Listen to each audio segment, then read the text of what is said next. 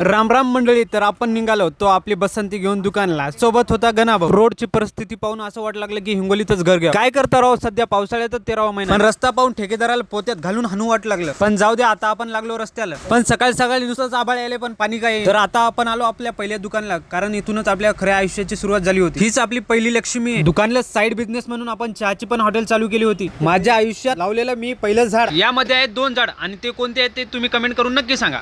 पप्पाचा डबा देऊन निघालो आता मी मार्केटच्या दुकानला. आणि ही आहे आपल्या हिंगोली जिल्ह्यातली एकमेव कयाधू नदी. कयाधू नदीला एकदाचा पूर येऊन गेलेला आहे. तर चला, आता मी पोहोचलो हिंगोली. ह्या म्हशी पाहून मला माझ्या वर्गातल्या मैत्रिणीची आठवण आली. सेम अशा दिसत होत्या.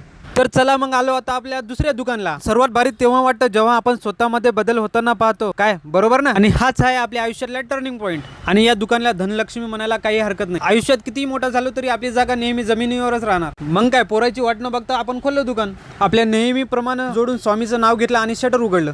स्वामींचं नाव घेतल्यावर कस्टमर सकाळ सकाळी चालूच होणार. कसा वाटला आपला मिनी ब्लॉग नक्की कमेंट करून सांग. तोपर्यंत रामकृष्ण हरी.